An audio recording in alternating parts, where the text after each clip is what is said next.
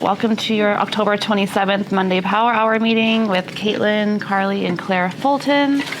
Claire's just saying market's picking up, and we can tell because there's more people in the office today.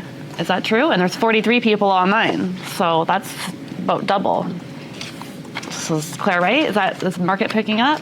Those are the Blue Jays. Maybe people are just waking up. They got to do something. Summer's over officially. It's officially over. School's back. We're settling in. Frost Christmas warning is today. coming. I saw the frost on the deck, and I was oh gosh. We're all starting to pre-warm our cars now. That's a sign. Yeah, we had heat warnings, and now we have frost warnings. Canada's so extreme, eh? How was open houses this past weekend? And if you're online, please share as well. 165 Elizabeth Street in Ajax, 6 on Saturday and 2 on Sunday. So that's a detached in Ajax, like Pickering Village area. Sorry, 6 Saturday and 5 Sunday? 2 Sunday. So Saturday was busier. It was about 1,222. Okay. Holding offers or not holding? No holding. Yep. It's on a main street. Oh, it's a John Body. It's a John Body. Oh, yes, that's the John Body everyone's talking about. A lot of people commented on John Body. People still love John Body. They love it. If you're from Pickering, that's a builder that was quite known. Is that right, Claire? Percy used to work for a company called McClintock. McClintock built all Huntingwood and Bridal Town and all that stuff there. And then his son-in-law's John Body, who took over the business. So John Body's the current, and he's probably retired now too. Eh? And what was so special about his builds? Just the build. The designs were always good, and the builder was a good builder. They seem like very good traditional houses, even for today. Like the style is still relevant today. Even some have opened up the layouts a bit, but they're just solid, I guess. They got that brick on the front. Interesting. Yeah. Anyone else comment on open houses? That was Ajax. I didn't see a ton of signs. You did second open house, right, Scarborough? How was it the second time? 6 on Saturday, 7 on Sunday. That's good. That's really good for a second week, yeah. And that's an estate sale, so it's not like glamorous or beautiful, but the bones are good. People can come and take a look. That's good, 2 weekends in a row. Any clients for yourself? Yeah, it's not going to come right away. Is that because they're working with agents or? Lots of people are working with agents. Okay. Yeah. What do you guys think if you have a listing, and I'm noticing this because we have a rural listing, so we're getting a ton of calls of people that want us to show them, even if they have their own agents, like they're not lying about it. They're like, yeah, I have an agent, but they're not available. Or they're also a Toronto agent. But do you guys, if you have a listing, get that call, will you show that client because you're for your own seller? Or do you just say no and let them get an agent? I'm seeing some nods, you just do it, right? You're trying to help your client? Some do. Alex, you would say no? I don't. I usually pass them off. And usually they admit that they have an agent or something. One of my agents was complaining to me last week saying that he asked the buyer, sign call, whatever it was, are you working with anybody else? No, you're not working with any other agent? No, I'm not. And he said, okay. So he showed the property and they looked at the property. They said, okay, what do you think? Well, we got to go hold of our agent. Jesus. And so he says, well, that agent comes to do, if you show up with that agent, don't expect to get paid commission. Yeah, a lot of people, if you read the brokerage remarks, I'm seeing it in Toronto 80% of the time people are putting in some sort of referral fee, which, by the way, if you do something like that, you actually can't reduce your commission unless you agree in a referral form. You actually have to go to arbitration later and claim it, but that's a whole separate thing. It's always written there. Yeah, it's written a lot of small towns do it, but we're starting to see it more out here now. Small towns do it because it's the same thing. They don't want to drive like 2 hours up there, look at a cottage, and 2 hours back, and they don't like it. So they'd rather get the local guy to do it. The local guy says, why am I wasting my weekend and you're not? So but then to be fair, I was talking to an agent out there who I've been giving some of these leads to, and she says, honestly, Carly, like if it was my own client and I'm in the area, I do show it because it's a service to your seller client. You're trying to get it sold. You're trying to get bodies in the door. Maybe they come in once with you, and then they get their agent to come the second time. So I don't know. In this market, I think there's something to be said about trying to work collaboratively. It'd be nice if everyone was just honest about it. Like that's what if I have an agent, I'm willing to give you a referral fee. Can you pay you for the showing? Let's collaborate on it and get my client in the door. So we've been changing that a little bit too. And even my own seller client says, Carly, just tell them to come to the door. I'll show them the house. Like I don't care. Like in the small town, it's so different than here. So if you want to get legal, yeah, if you want to, sure, if you want to. Arbitration rules say very clearly that you cannot send a client out there to look at properties, only to have them come back to you under your BRA. Yeah. You cannot purposely go out and send people all over the place just to have them come back to you. So it's an arbitration problem. So Yeah, so you'd still have to let the commission flow how it is, and then you'd go to arbitration to try to get your money back. Or you would both agree on a referral form right away. And then Yeah, if you just both call mutually it. agree, then it's not an issue. representation, you're going to change the commission structure. I have a feeling a lot of the clients just don't call their agent, and the agent has no idea Sometimes that it's true. that they're just shopping around and they're just not calling their Yeah, agent. a lot of buyers, they're just They don't know the process. they're just kicking the tires, right? They don't want to waste their I don't wanna bug them. It's like they're not, brother's time. yeah, they're not serious yet. Like we just had one this week. They said, "Oh, we live on the street. We want to see it." Well, call your agent. I don't know, because right away you can tell that they're not serious because they didn't call their agent in the first place. And you have to be careful with your script too. Don't just say, "Do you have an agent?" The immediate answer is going to be no, because it didn't matter what you asked in that first question. Just people are inclined to say no. So you have to ask things like, "Have you put in any offers? Have you seen other properties? Do you have an agent that you used to work with, like that you have a relationship with?" Ask different probing questions, not just, "Do you have an agent?" Because they're just going to say no right away. I don't expect an answer to this, but we're on the topic. But if most agents that could be wrong, tell me if I'm wrong, but most agents don't get a BRA signed until just before an offer. It's a street way. When you're supposed to get it signed before you even show the first property, but I'll get into that later on. But would that be true? Or most people, I'll say yes for the most team. most people I'll nod yes. We know it's a true thing. Nobody can see you on camera. Sure. Yeah, like we know. Yeah, no one can see you guys. But I think that's a true thing. So Yeah. my question is this: when you're doing an open house and you say to the client walk into the door saying, "Do you have another agent you're working with?" They say yes, and you ask them, "Did they sign a BRA?" And they say yes. They don't know if they signed or not. I would bet you 80% chance they have not signed a BRA and they're completely free. Yeah. I think most agents act So the same way. So don't be discouraged. Somebody phoned you. Have you worked with somebody else? Yes, I am. But chances are they haven't signed a BRA. Yeah, and it's a relationship thing. So if you try to throw contracts in their face right away, they're not going to do that. They're just going to go to the next one. So you got to build that relationship, tell the story a little bit. And if it was my client going to open houses, I'm calling that listing agent in advance and I'm saying, "Hey, I'm this person's agent. I'm sending them to your open house, but I know that they're going." So I get ahead of it too if you're on the other side. You can also be aggressive. You might be very aggressive. And say, "Why? I noticed you said you're working with an agent, but you haven't signed a BRA. I don't know. So why would you work that agent? I mean, why don't you get somebody that's working for you that'll show you all the properties? Try to grab that. They don't want to bother Often them. these calls too, they're calling all the listing agents. So if you're trying to secure a client like that, offer to show them the other properties that they're probably going to see. Because right now they're calling all the listing agents trying to do their own schedule and work it all out in a route. Offer to show them the other properties that they're most likely going to try to see on their own anyways. I do think there is some buyers out there that genuinely don't know the process. really think so. It's At not first, we used to think they were rude and mean. I think some genuinely don't know that you can have an agent that will take you to all the properties, and they think you have to call the listing agent, depending on their experience. But And I think it depends on our urban population. Everyone knows sort of about real estate agents, or they know an agent. But in the other towns, there's not a ton of agents compared to what we have here. So. yeah. Anyways, that's good.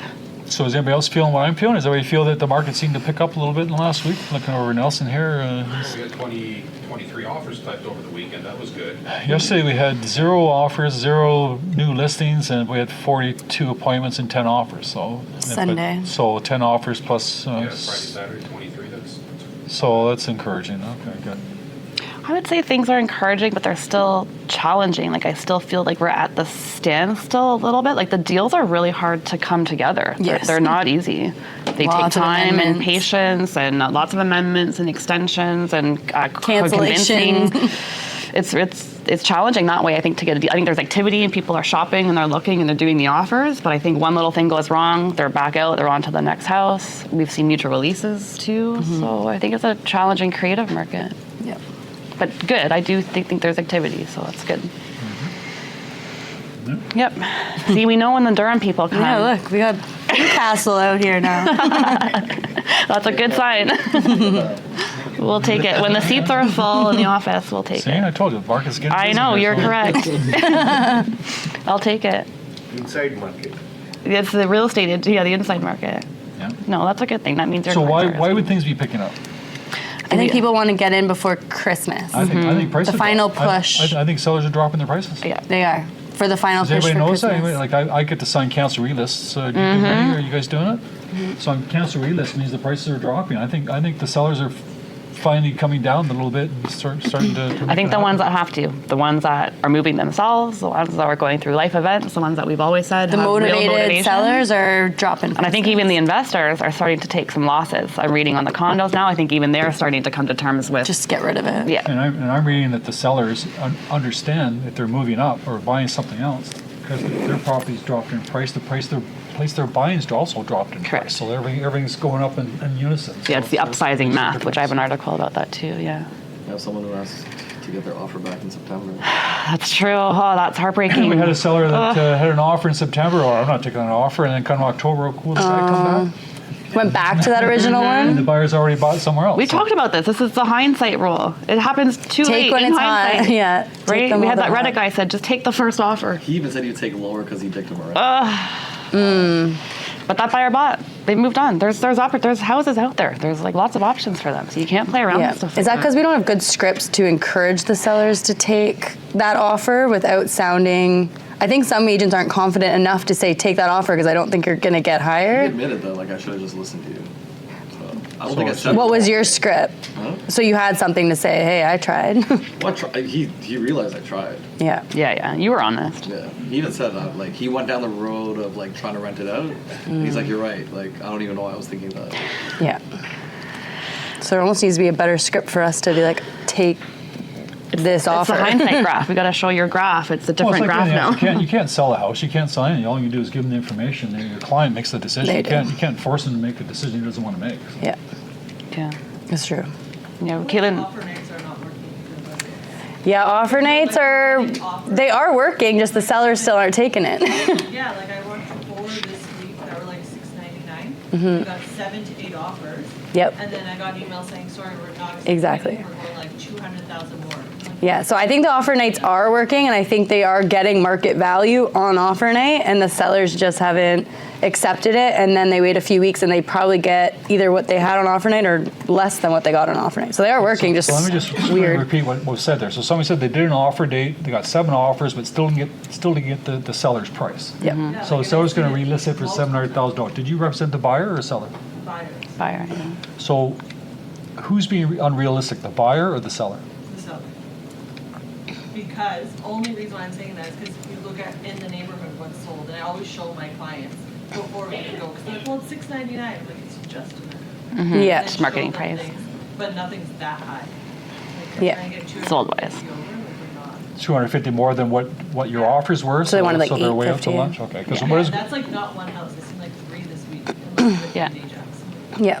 Yeah, it's still a strategy I would try as plan A. Like if I was on this, I'd probably be doing the same thing. Maybe not increasing it 200K after, but we are still doing it as a We've seen plan it A. though, and then they end up getting they get less than what that highest offer on offer night was. So to me, it works. It just, if your sellers are willing to accept what's on the table. 7 offers is crazy Yeah, it's good. to not take one. So did you have to look at that? Did the seller buy the place high or they just, True. No, they renovated it, but I still don't think like Did they rent on? They had- $950,000. It's tough. Has anyone seen that in Toronto too? I'm seeing it in Durham, but is Toronto, or are they normal? I guess no one's out there right now. Usually Ron tells me. Yeah. Well, that's good. We've had lots to talk about then. So it's kind of an exciting market in that way. You have to be super creative and really on your game right now, right? What about condos? Are those selling? They're selling. They're selling. For low? Decent? You did some offers on more unique condos. Those are still getting multiple offers, I Like think. lofts and stuff? Yeah, like desirable layouts, the mid 10 to 20-year-old building, not that brand new, in sort of the west pockets. Like those are still getting good traction.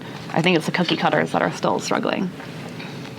I was reading something about condominiums. I was reading something that, and you did it with your condo years ago. You guys might have an old condo. What's the problem with an old condo versus a new condo? Maintenance fees. Maintenance fees are too high? Rent control. What it includes. But usually the older units are bigger. Yeah, They're exactly. concrete. Usually they're probably, the bones are probably better. Yeah, finishing. So I was reading this article here where this company is specializing in condominium renovations. It's a great idea. There's so many that need to. And some of the old condominiums, like Cardi had one here on what street? Was it? Broadway, Midtown. On Broadway, and it was a typical old like 1980s or Old 90s, whatever 70s, it was. 80s, yeah. So we had the kitchen, and the kitchen had like a wall between the kitchen and the living room, and in between the wall was a little peek Cut hole, out. a little cutout there that you could, They call it the breakfast window. right? And there's all kinds of stuff on College Park, all kinds of Bridal Town Circle, there's all kinds of that stuff with this thing. So what she did, she had some contractor come in there. It wasn't Knocking on all the walls. a load-bearing wall, it was just a fake wall. Took the wall down, put everything against the wall, and then pretty much, I wouldn't say doubled the price on the property, but certainly added. It needed to be done. If I didn't do that, I wouldn't have. But you probably put, what, 50 grand on it? Oh, 60 grand, yeah. 60 grand, you probably got another 150 grand Yes. out of it. Yep. So if you got clients trying to sell old layouts and stuff, there are options out there to do the renovations, Yep. like big renovations, right? Yeah, I think it's important. That will help the condos. So would you say the cost was definitely covered?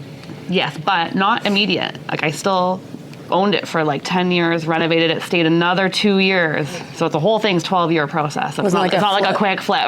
It's like I lived in it and, yeah. But you got to be careful. You got to make sure the building's right. I know that people tried to do it on years ago on a condominium at, oh man, I can't remember the name. What's that old condominium at Ellesmere and 3050 Prudential. So Prudential's probably, I don't know, what's it today, what, 400,000, 500,000. People would buy that because it was cheap, $400,000. They put another 30, 40 grand renovations in it, but it was still only worth $400,000. So I'm talking about stuff like downtown, nice location, so on and so forth, that's going to work. But you're not going to be able to take an old thing and, Yeah. it's not going to make much of a difference. If anyone's looking for a deal, I don't know, Alex, did you do anything with Tricycle this weekend? Tricycle is a Hirsch marketing project. They've got 4 units left that they're trying to offload. They have a penthouse 2-bedroom suite for $499 if you close by December 15th. Where is that project? The regular pre-con price was $1 million. And And parking and locker. they have 3 other units comparable. And so they're doing their pricing on closing date. So close by December at a certain price, close by January, it's a certain price. So they're trying to they're trying to offload them right now. Where But is it? this is in Scarborough, like Ellesmere and Mark. It's built? It's built, yeah, it's done. You can go see them and stuff. So they're just trying to get rid of the last And inventory. your place. This one's called Tricycle. It's, yeah. Tricycle. So if I was doing pre-con, that's what I would be looking for. I'd be looking for things already built, shovels in the ground, almost done, Get a people good trying to deal. offload some inventory. You're not going to find this stuff online. These are some things that are not advertised, right? So you got to go contact the builder and get the secret lists and stuff. But there might be some deals to be had especially for the end users. It's a pretty good deal. So let me just go through the numbers here, then you Yeah. guys can take over here. So we've got October 26th, we've got 29,500 active listings. It's been around that number now for about a month and a half. Yeah. It was around 30,000, a little bit less. 12,000 are condos, 17,000 freeholds. Vacants, 34% are vacant. 28% of the freeholds are vacant. 43% of condos for sale are vacant. So that tells me what? Kick A the lot tenants of out? investors are trying to sell it, or a lot of people are tenants moved It's like their out? tenants moved out and now they're selling. I'm tired of renting it out and want to get rid of it. Yep. Anybody hear that stuff about tenants today? We're going to talk about that, or Yeah. I'll let it go? It's a no-go, right? I think Yeah, it's a no. no-go. I was Yeah. gonna Make sure, share like something was announced. I and then I saw a 24 no. hours later. Yeah, somebody, Yeah. okay, political commentary? Go for it. For sure, why not? Ford, what do you think about Ford interfering with American politics? Forget about the mess. I mean, what would you guys think? What would you guys think that it's trying to put an ad on CTV on World Series saying something about our government? We'd be up in arms, would we not? Yeah. Like interference from a foreign company. This is So what I, they say now, yeah. so I don't know what he's thinking. But anyways, that's my political comment. Modern is $75 million the budget for $75 million. I mean, we're the economy sucks right now, and they're spending $71 million on interfering with. Anyways, that's my thing. Well, he backed out of that too, though. He said he's not going to do any more ads. Oh, well, it's too late. Trump is not happy. No. Of course not. He's okay. So we got 4,700 sales last year, 5,500. So sales themselves are actually down 14% from October of last year. Sales over 101%. It's only about 18% to 20%. So we talk about property selling that you're trying to get over asking. About 20% of times it works. Daily, it's 183. Projected for the month will be about 5,700. Last month we had, I think it was 54. I want to say 55. 52. 52. So it's actually, even though I'm showing minus 14%, it could be a little bit better than last month. Not much, but about the same. October sales, September 26th versus October 26th are down about 3%. Leases, 18,000. It's pretty much split. 9,000 condos, 9,000 freeholds. Vacants are 55%. So, which would make sense anyways, right? Most of them are vacant for leases. Leases are actually up 12%. My numbers are not matching, right? But 12%, and but leases for condominiums are actually up 13%. So leases are actually starting to break up a little bit. Is that because the leases dropped in prices? Yeah, I think it's because you can't afford to have a house that you're renting now. Right. They're going back to work. I think it's affordability. And I'm hoping they do get back to work. I heard in the radio today that over 50% of the people in the GTA are now renters. Yeah. 50%. 50% of over 50% are now renters. And then it also tends to be maybe the new, what's the new generation called? Gen Z probably. Gen Z. They're the ones Maybe renting. Gen Z, They're like maybe 20s. home ownership isn't part of their plan. Maybe renting for their life is, maybe that's okay. It's not They don't terrible. have down payments probably. Down and payment is the biggest problem. Yeah. right? Nobody But also, has down payment. it's literally cheaper right now to rent. They don't have They don't- income or down they payment, don't. yeah. And the parents won't give it to them. No, and if you can rent low and invest your money in stocks or let it grow that way, there's nothing wrong with that either. And I think in a lot of countries, if you look at Europe, they have big renters nations too. It's only Canada that we're so obsessed with real estate and buying real estate and owning it. It's very common in other countries to have ratios like that. Because we're huge. But Yeah. They're very small. Yeah, it's not.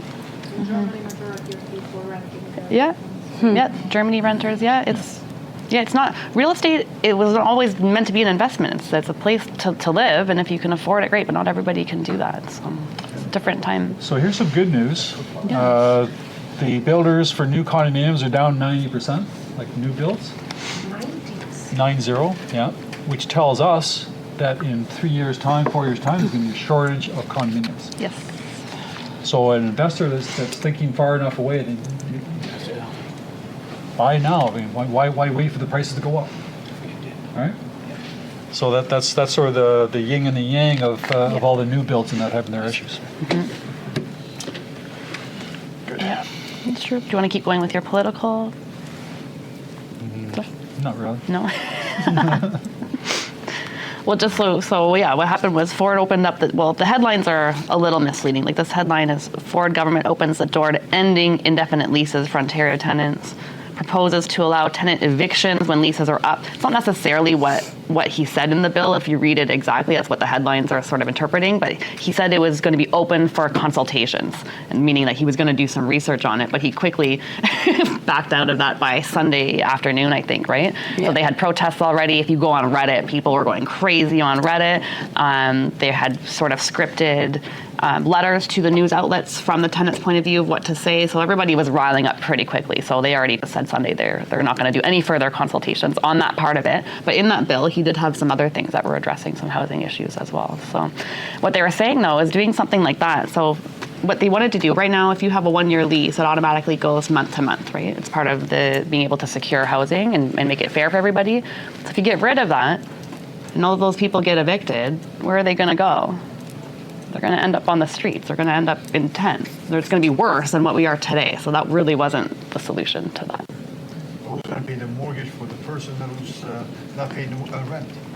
Right? Yeah. But that's what we're saying. Maybe real estate shouldn't be an investment. Maybe this is now the time where real estate is going to be for us to live in. You can invest in other things. I don't know. Part of the thing that a lot of mom and pop investors don't quite fully understand is that a tenant can be there for the rest of their life if they want. Yep. Yep. And this is what he's trying to address. Yeah. He's saying ending indefinite leases. Yeah. What he wanted to was create timelines. So it's either a year or 2 or 3, but you agreed to a set amount of time, right? So that's, I think, where he was going, right? It's not how it was interpreted, but I think they were saying there were so many landlords that are keeping their properties vacant because they're scared that they're not protected by the they're not gonna laws get anymore, rent. so they're just going to leave them vacant. So I think his idea was to encourage landlords to feel comfortable leasing out their properties so that there's more housing. yeah.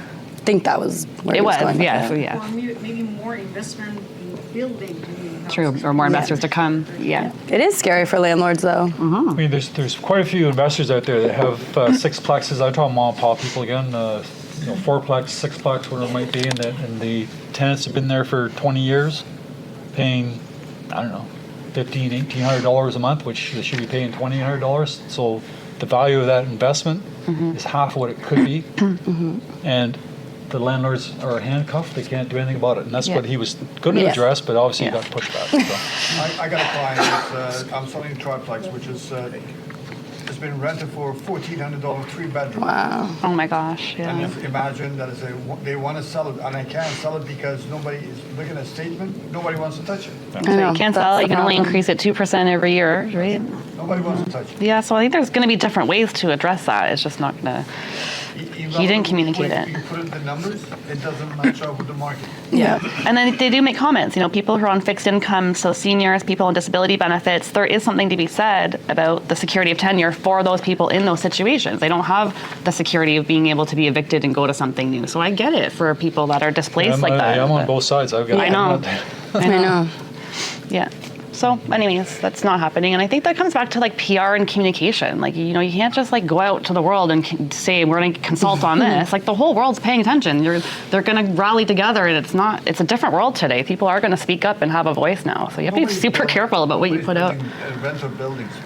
All those rental buildings are built since 1960s and 70s, early 80s, finished. Afterward, they never built anything. Except for today, they are. Now they are, yeah. Today, there's a lot of developers they're not going the condo route. They're doing the purpose-built route. And I think that's good. As long as they're not doing it, what they're doing though is making luxury rented purpose-built rentals with furnished and high amenities. And those they're not going that's after not. what they need. It's not affordable. They're trying to get their margins that way too, but that's not creating affordable housing for everybody. Rental buildings over here, it's a 1-bedroom. It's there. Why is Canadian 401 rental buildings? They're charging $2,400 plus $125 for parking, and then plus they're charging additional cost. It's true. Oh well, yeah. So I'm reading investors flee Toronto condos as market shifts to first-time home buyers. Canada's weak condo market's leaving potential house buyers kind of stuck. So I am seeing that. So anyone that's in a condo, they can't sell that condo to make them move. So people are kind of stuck that way.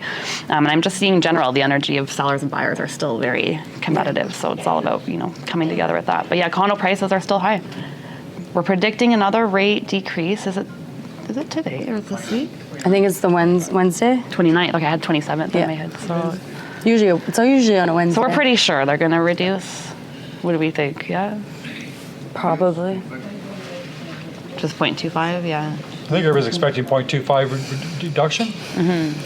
I think so. Right. And the reason why I don't know, who knows? Because the only thing is good. The CPI went from 1.9 to 2.4. Generally what happens is they want it below 2. So last time they said they're not going to reduce the interest rates until it gets below 2. So now it's 2.4. So are they going to decrease it or not? I don't think so. So some people say they're not going to decrease it. Some people say they are. I think they are because the economy needs a little push anyways, right? They need to. Yeah. So I think they will. So I think so too. Yeah, it's still, affordability is an issue. They're saying even a buyer putting 15% down on a $655,000 condo, that would be pretty traditional one plus den condo, Toronto, right? $655,000. Their payments are still $2,900 a month, which is similar to the average rent for a 2-bedroom. So it's in this weird spot. Are you going to rent or buy? It's hard to tell. So I think if you have to, any buyers looking at it has to look at the long term, because looking at the short term is not going to make sense. It's just renting. But like Claire said, by 2027, your resale condo market, people are going to come back to those, even the cookie cutter ones. At some point, they're going to need to get absorbed, and they will, right? So everybody, we've got a couple of condo contracts that have been canceled, just so you know. And anybody that's done pre-construction, when you get the commission agreement, you know that if the project doesn't go forward, you have to return the commissions, right? So it's happened twice already. So we're expecting. So just prepare if you. Don't spend it. People are squinting at me here. I know it's challenging. So if somebody sold a pre-construction, you got the first payment, and the deal does not go through. They want that first payment back. So that's why many brokerages don't even pay you the commission. They'll hold it until final registration, and then they'll release it. So we used to always say, if you're doing pre-con, let the commission be a bonus. Like if you do get it, great, but also don't spend ready it, because to if that give it project back. doesn't close, you have to give it back. Did borough pay anything? No. No, I You don't guys know. didn't get anything Alex, from it. you're Okay. talking to a lawyer. Outside occupancy date is today. Oh, really? Outside occupancy date is today, and then after that, you're speculating that you have to sue for the commissions. It won't be. It seems like you have to have your lawyer write a letter to them. Okay. To even begin to get your deposit back. I've heard people getting some of it back, less fees and stuff, But that would be a normal process anyways, wouldn't it be, to have their lawyer reach out? Like your lawyer? And So this is, so we're talking about a Burroughs condominium, the project Yeah. that was sold probably, 3 years ago? 2022 or? 6 years ago, yeah. 6 years Yeah. ago it was sold, and they still haven't broke the ground yet. And people are protesting and so on and so forth. But that was under Terrion, was it not? That was a Terrion. Yeah. That was Terrion property. So if the builder doesn't build within, you say your first occupancy date, don't they have to pay you money? They have to pay through Terrion, they have to pay the buyers money. Pay the buyers. If buyer's money. it's an unavoidable delay, there's some They criteria. haven't even started construction yet. Yeah. I think it's gonna wait till a few years. Anybody know what I'm talking about? Terrion, if the builder doesn't build, they have to have, 3 times that they can extend it, and after the 3rd time, they have to start paying the buyer money. Have you looked into that at all, Alex? but that's if they actually start building and they keep pushing the occupancy date back. This hasn't even started building. It's true. So they have to have So there's got to be some Doug. loophole or something in there, eh? Date where if they don't start building by then, we're returning all the deposits, and that day is today. So Yeah. 6 years on, they haven't broken ground anywhere. That's They wild. should be giving their Yeah. deposit back. But Yeah. from the Facebook group that I'm part of, all the owners It must be are- wild. It's a shit show. Yeah. Yeah. Because the builder is garbage. And the builder's blaming the city because they wanted to do something, the city wouldn't give them approval for a second building or something. That's what I was reading. I don't know, who knows what the truth is. Those were so cheap though too. They probably can't even afford We're it. back in China in 2022 and nobody's heard from them since, so. More of the story. Oh, okay. And there's a downfall of pre-construction market, right? Like it was so hot. Like people were lining up to buy these things. Like they didn't People care were who the fighting builder to get was. access. Yeah, it's just so crazy. Then, what I'm reading about all the government protocols on trying to reduce development fees and get more shovels in the ground, that actually makes me more worried too, because now we got to pay attention to the builders going up, and now all the builders are going to start coming out again. You got to be really careful, because I hope that doesn't let all the random builders come and start, I was reading here that on new condominiums, there's 319 new condominium sales in the 3rd quarter. It's not zero though. I know, it's crazy. Still 300 people bought a pre-construction unit. We know some. We actually sold some this past weekend. People are still for their own use. I think it's end user use. These are not investors, but if it's for yourself. Those are in GTA or beyond GTA? That was GTHA, it was saying. Includes Hamilton, Toronto.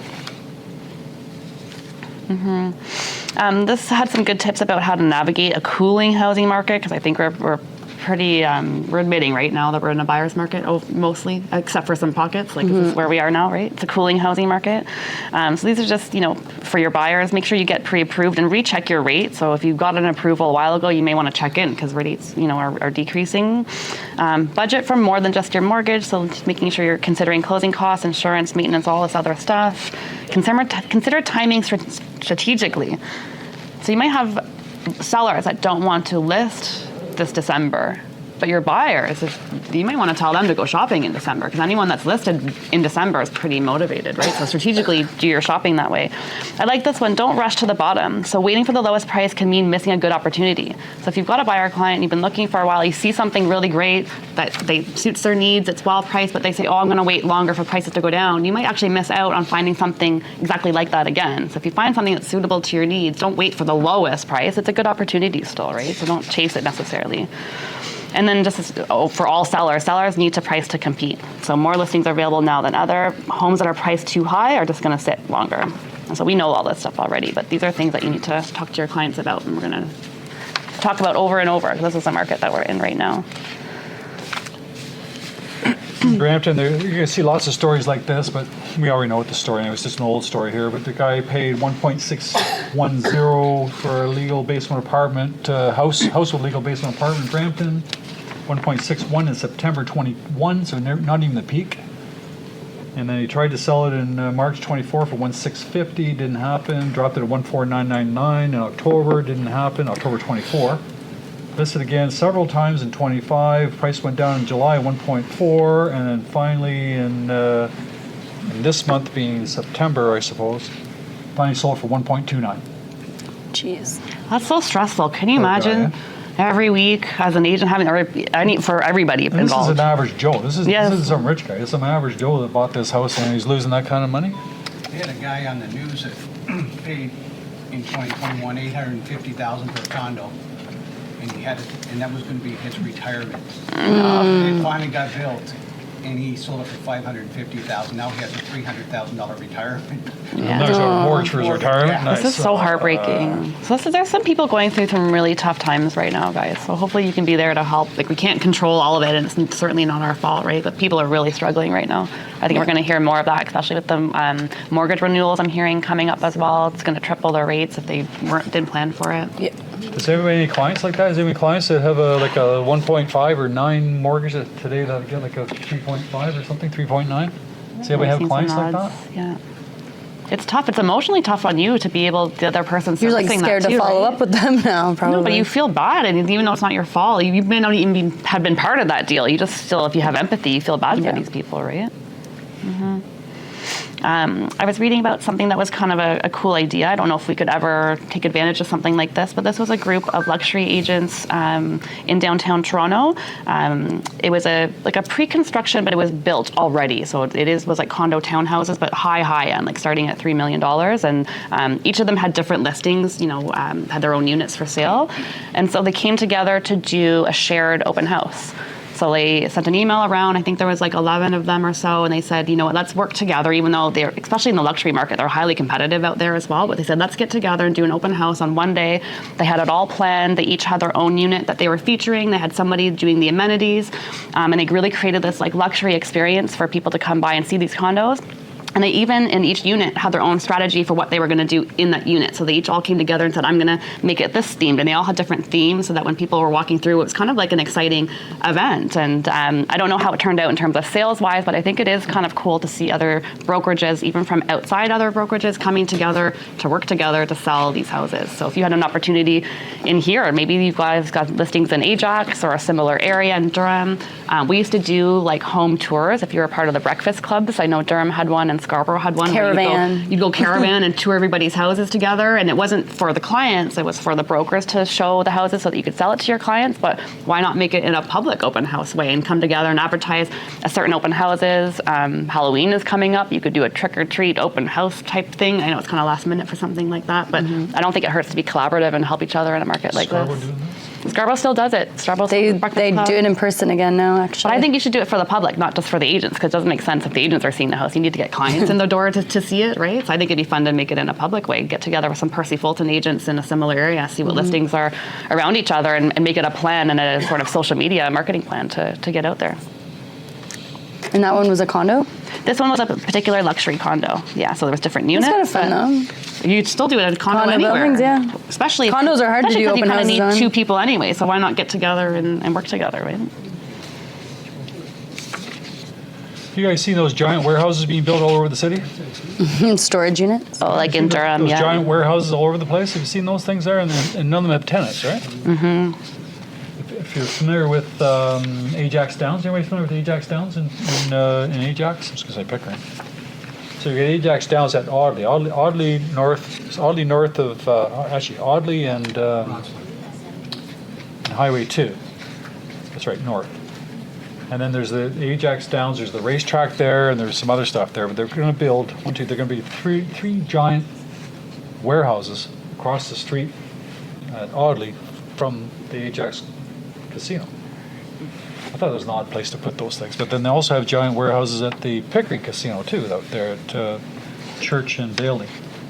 But these things are strange. They're just gigantic things that are going on. So Same thing on Woodbine, actually. Woodbine. Woodbine, all over the place, eh? So what do they know that we don't know? Well, I had a commercial agent tell me once, and Steve's here, so apparently when these things are built, they likely already have a client pool ready. They don't just go and build them. They likely have RFPs already sent out, and they have interest, and they're building them. But then I don't know if they fall through and then they become vacant or what. But I don't think they go building all these without some sort Ones of. I've seen, a big for lease sign, and I see it advertised all the time. So, But I wonder if they had clients in mind before building it, that deal fell through and now they're vacant. out in the East End, I was thinking that because the Pickering Airport would come through, they had all this warehousing for the airport. But the airport's been canned as well, so I don't think so. I've been seeing them a lot over the past couple of years, like going out like Milton side too, like along the highway and going up north. Like, we've seen them everywhere. Yeah, they're all over the place. Yeah, Well, we have the space. go on the 404 and you see them being built all over the place. So, yeah. Well, there'll be lots of jobs if they can get people in there to. Yeah. There are a lot on Brampton side, Brand. I wonder if a lot of people are shopping online now. These are just warehouses for online shoppers. I was gonna say Amazon. there's some very popular like online shopping, like Shein, for example, which typically came from China. I'm noticing. They're fast. I haven't ordered. You have. I ordered Shein It and comes it came from fast. Canada. So yeah, I think they're storing most of their highly purchased What about merchandise Temu? here. Where's Temu coming from? I bet they have a warehouse here too. I've been hearing a lot of people ordering from It's there just too lately. quick. You order from Temu for like think it's a 30 week now. cents or something, and it's like it's there the next week. I've never I've seen also orders ordered in there. from How Temu. quickly do you get it? You don't get their stuff quickly, only the furniture stuff. Is it like a week? Not quick or? Like 2 weeks. It has to. It's physically going on a Yeah. cargo. Yeah, your ship. furniture. your cell phone pop socket is The making furniture its is way. here. It's so interesting. Yeah, Shein I'm noticing is coming in faster. Interesting. These are all fashion and weird cheap places. Just last comment, you were mentioning, Good stuff. Not good stuff. you're mentioning like move up, like upsizing math. So if you've got clients that are like sort of at a standstill, like they've got something to sell, they want to move up, but they just can't figure out, and it's because they can't come to terms with the price that they're going to sell it for. So this is called like move up math. It's just an example, but you want to show kind of your clients on a spreadsheet what this math looks like. So this example, if they had a listing for 1.8, if they sold it at a 10% loss, you'd be losing about 180,000. That's how the sellers are going to think about it, right? But if they buy at 2.4 at the same 10% loss, they save 240,000 on the purchase. So your net savings are actually $60,000 plus on the plus side. That's before financing and carrying costs and any of that. So show them this math, even though yes, they're losing from what you told them the house was worth, what they thought it was worth, and now it's under that. Whatever they're trading up, but even if you use the same percentage, if they're trading up, they're still benefiting at a greater percentage. And we've had agents do this themselves where they've sold at a loss for what they bought it for in 2022, but they've gained that on the other side. So the net is almost like a Weren't wash. they saying like their monthly was almost the same for the same. for a better house? better So house. it made sense financially to have a cheaper rent or cheaper mortgage Yeah. or same mortgage for a better Better home. house, yeah. Yeah. Problem is when there's no equity, right? That's correct. Yeah. Equity. If they're negative equity. Several clients that want to do that move, but if they bought 21, 22, 23, any of that, they Yeah. just don't have the equity. they need For- to Do they have any equity? You know, their down payment. But even for a deposit, sometimes it's hard to get the cash Yeah. for a deposit even. To still go to that level regardless of the savings. Yeah. Yeah. So what can we do to creatively help? Like, could you do a temporary, like, can you do like a line of credit or something off to help with the deposit? I'm just trying to think of creative because there's a lot of people in that situation. Yeah. For sure.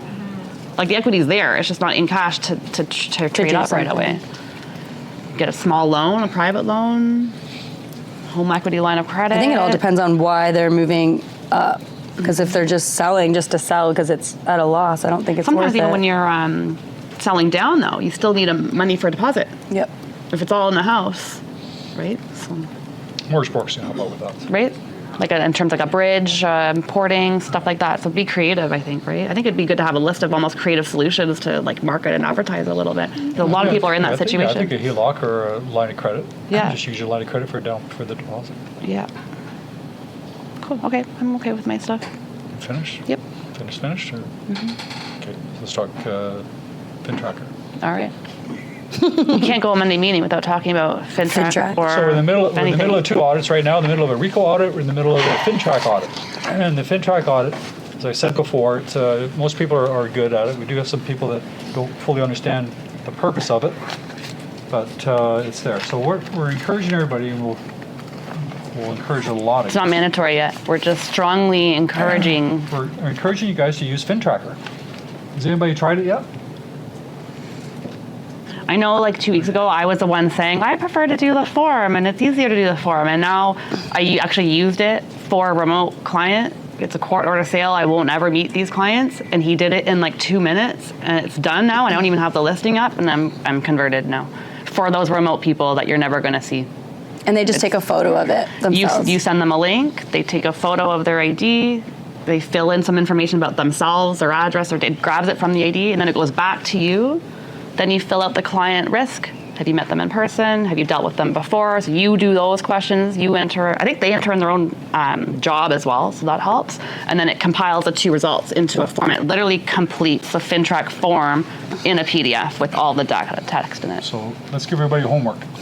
Okay. Try it. Let's give everybody homework, right? First of all, you're going to go to your phone. You're going to download the FinTracker app. It's an app. Not right now. After the meeting. I'm going to. Or now. Then you're going to take your driver's license out, and you're going to ID yourself, and you're going to fill out all the questions, and you're going to come back to me and say, "That was easy." Criminal. So we should be clear though. There's two different ways to ID somebody. So one is you're there in person looking at their ID and you're filling it out as if you're there, right? The other one is called remote ID verification. That's like the most beneficial one because the person could be anywhere. So if you want to test it with yourself, you be the remote person, but send yourself the link as if you're a client not there in person. You get 5 of those free a year with your TREB license. There is a cost, I forget, it's not very much though per after that.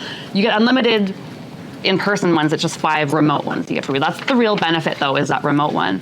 For your corporations, remember how you have to identify your companies and get their articles of incorporation, and if they own 25% or more shares, you have to do their beneficial ownership. It will also do that for you too in the FinTracker app. So it has all the special corporate forms, which is really helpful. The other thing that I know we're going to get called out for on our audit is that we don't do active ministerial directive and PEP and HIO forms.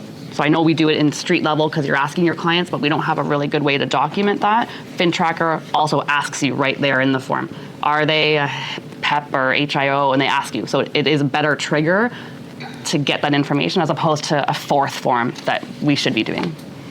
So this is what I did myself.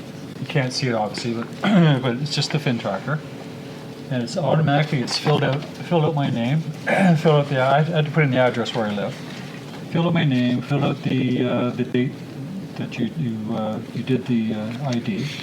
It puts my name in there, puts the home address, date of birth. I have to write in what I do for a living. Has my driver's license number. It has a date of expiry on it. And then later on, it comes up with that client risk, those 17 questions you have to answer. It adds it up for you if you can't do math. It just comes up on your screen, and you just put on your screen yes, no, whatever it might be, and at the end it adds it all up, and then it tells you whether it's a high risk or low risk. Most cases it's a low risk. And then later on, it goes into the business relationship, and business relationship. You guys have taken FinTrack courses in the past. You know what I'm talking about. Business relationship. They wanted to know before. Has this client ever bought something in the last 5 years? They've changed it. Now they want it ever, right? And the purpose of that is that the rules say you only have to ID the guy once, and then after that you don't have to do it again because you did. Let's say you bought something last year or the year before. You've already ID'd him once. Why am I doing it a second time? FinTrack is saying that's fine, but if you do it a second time, now it's a business relationship, which means they want you to double check has anything changed since the last time you did that ID. So we made the rule, it's too complicated. Just FinTrack everybody and make everybody a business relationship and put on business relationship residential property. Mm-hmm. Makes sense, yeah. Politically exposed persons or head of international, they're going to ask that question. That'll be in the question on the client risk. So if you've said yes to politically exposed person, meaning if you have to have a client that's a mayor or somebody who's in an elected position, they're politically exposed, and then you have to say yes, and you got to go to another form and identify them again. Diplomats, I mean, I guess if you lived in Ottawa, there'd probably be a lot of people that are politically exposed or head of organizations. I'm not sure if we do that here very often, but it's there. But anyways, try that FinTracker app. Download the app on your phone, give it a try, do it yourself, see how easy it is, and then you'll feel comfortable to do your own client. Or, as Kari says, some guys prefer to do it manually, so that's fine. Take out the driver's license and write all that stuff out by hand. It just needs to be done, and the main point that they're going to let us know is even though I know you do all of this in practice, we know you identify your clients, we know you talk to them, we know you get to know them, they don't know that we know that. They want to see it documented, right? They want to see what we're doing. So even though it's in our practice every day, we have to get better at like documenting what we're doing. That's what they're going to be looking for when they do the audit. Does anybody have a problem here with IDing their clients? Do the clients say, I'm not going to give you my driver's license, I'm not going to ID you? Nobody even questions it, right? It's just a matter of you asking for it, that's all it is. Yeah. So try that FinTracker app. At least put the app on your phone. It's kind of cool. I'm a little converted now that I actually did a real client. It's different with yourself. Once you do it, then you realize this is easy. Done. Cool. Thanks. We'll keep you guys all posted of that. Lots of fun. All right. Want to know what's going on? Yeah, let's talk about more exciting stuff. Okay. Okay, so we've got a lot of training stuff continuing. Last week we had Kathy Webster. Were you guys there for Kathy? Did we like that? I think there was a lot of us. I think we're going to try to do that more. We want to bring, if you guys weren't there, we want to bring most of our like veteran OG agents up here. We call them legacy agents. Legacy agents that have been here for like quite some time that probably have just some tips and tricks to share from their own experience. So Kathy, I thought was a really great session last week. She talked about door knocking, prospecting, all that good stuff. So if you are one of our legacy agents and you also want to contribute, or maybe you've got something else you want to share, then let me know, and you can also host a Monday session with us. I thought that was pretty valuable.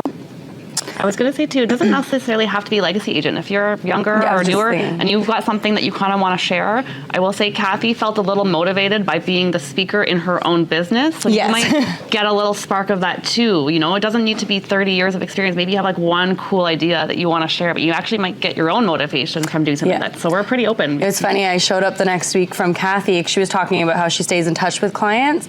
And yeah, she came up to me and said, it actually motivated me to do the things I just talked to you guys about. So I showed up at the office the next week, and she had 2 girls sitting in the Pickering Village office, about 300 envelopes. She's handing out poppies for Remembrance Day, and she just had girls fill in envelopes. She was doing pumpkin pop buys. So all of a sudden, she was just like reaching back to her entire database again. So I even sat down with her, which we're actually doing this week in our back to school, but I did sit down with Kathy last month to talk about different ways to stay in touch with your past clients, referral partners, and get some more business from your past clients and just repeat. So we sat down and did a 12-month calendar for the year. We wrote out important events, how she can get in front of her clients more. She doesn't want to do client events where she's hosting one big day and inviting them. So I think for her, what made the most sense was doing like the pop buys and pumpkins. And so she actually wrote down on a calendar with me what she was going to work on. So we're actually going to be doing that for week 4 of our back to school for you guys. I know we're on week 4, which is kind of crazy, but the last few weeks we've kind of dove into different systems, how to find clients. We talked about the consultation and presentations for buyers and sellers and doing it with a different approach versus the scripts that we've learned from the past where you're just kind of pitching at someone and explaining. I talked to you guys more of a consultative approach. And then last week we talked about how to communicate with your current clients. And then this week on Wednesday at 12, we're going to be talking about follow-up systems. So literally what we were doing with Kathy is really just creating some sort of month-by-month process of what you guys can be doing every single month to just stay in touch with your past clients or even past leads that haven't done anything, and how you guys can organize yourself for the year.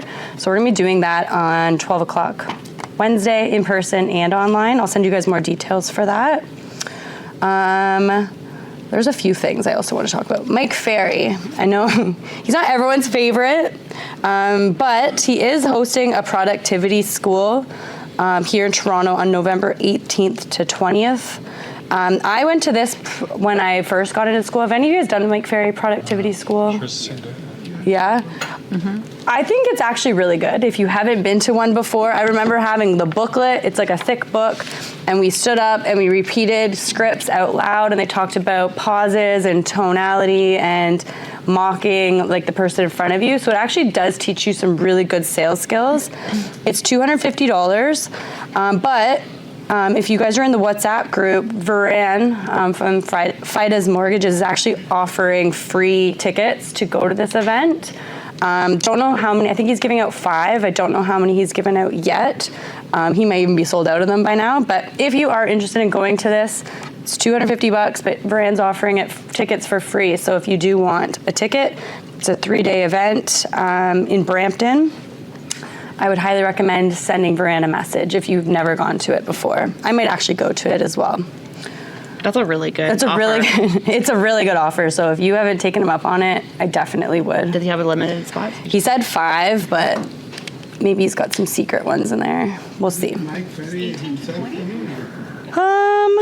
You know what? Probably Larry Kozak. I'm going to say probably Larry. Mike's getting up there now. I think he just celebrated his 50th anniversary. I don't know if he's traveling as much anymore, but maybe we'll be surprised. So that's happening in November. I also, did you want to see them? It's happening the same timing. Oh, what is that one? Oh, or you've got Richard Robbins, which is November 18th and 19th. So that one's his Master's Academy. We usually typically go to that every year as well. He's gonna be talking about how to increase your pipeline. He usually has a lot of his coaching students now speak on stage, and they'll talk about different parts of the Richard Robbins systems that they're using, and they open up their playbooks.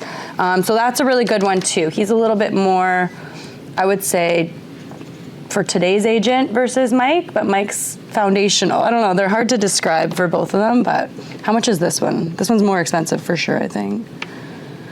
$600 for early bird. It's $900 now. Or it's $900 now. This one's probably in Vaughan. Yeah.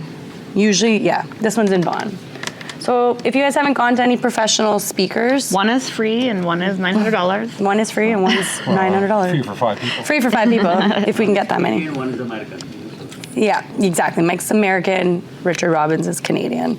So if we haven't attended that, hopefully you guys are at least doing the 6 weeks that it's free here.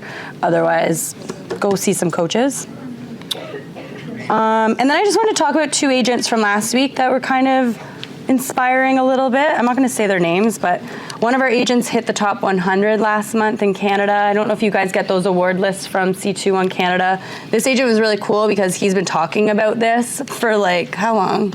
Every month he messages us to say where he's ranking and all of that.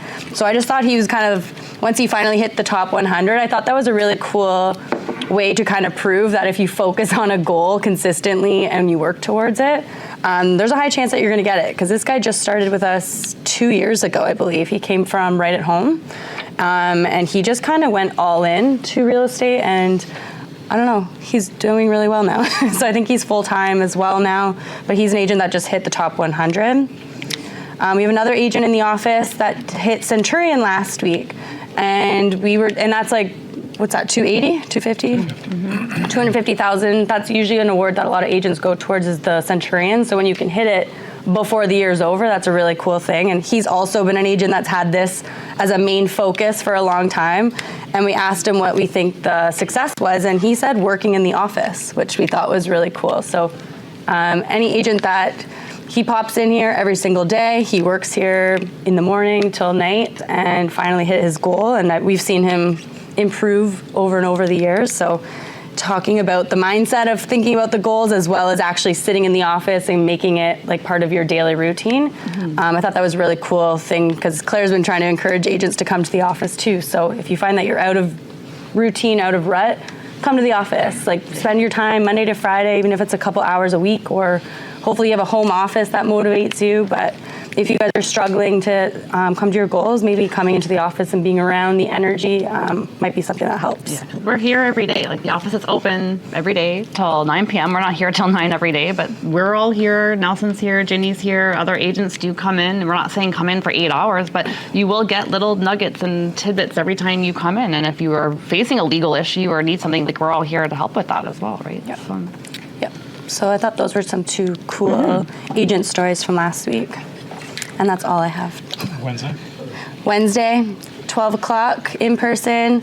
We're doing, like I said, building a referral engine. So if you are an experienced agent, I would say this is probably more pertaining to you guys. And you maybe have been struggling to stay in touch with your past clients. You don't have a good system to following up, or just want to have some sort of organized way next year to stay in touch with your clients. Maybe you want to plan some client events. maybe you want to do like monthly reports or like annual reviews, whatever it is, I'm going to teach you guys how to actually organize your schedule so that you guys can have like a month by month touch point system to stay in touch with people. Since I think 60 to 80% of your business, especially experienced people, comes from referrals. So if you guys want to improve that number, then I think this will be a good session to come to.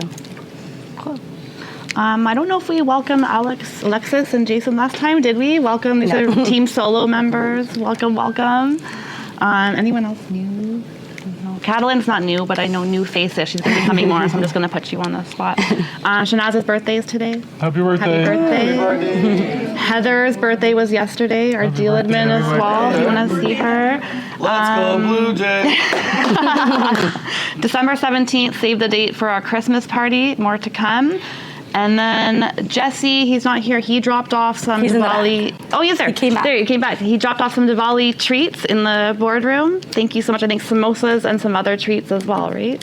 Thanks so much. And Jonathan Happy Diwali. Griffiths dropped off some Halloween candy. Okay, nice. Halloween, Diwali, and Blue Jays. Yeah. Any comments for tonight's game? Any I think we predictions? should all do a prayer together. Hold Okay. hands. That's good. That's exciting for the time. That's why the market's up, right?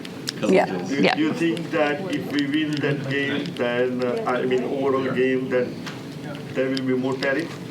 More tariffs? tariffs? Less tariffs. People are moving to Canada. As soon as we win, people are moving to Canada. You mark my words. So do you All right. think they're gonna win now? Maybe. I don't know. Move to Canada, buy all the condos. And cottages. And cottages, why not? Okay, Yeah. anything else, Claire? No holidays? No? No holidays coming up? No. What's the end of this month? Nothing? Remembrance Day, but not a holiday. Halloween's on Friday, right? Yeah. Friday, which is kind of fun. People are going to dress up in their Blue Jay outfits. Yeah. Cool. Okay. Okay. Have a good week, See you next everybody. week. See you. Bye.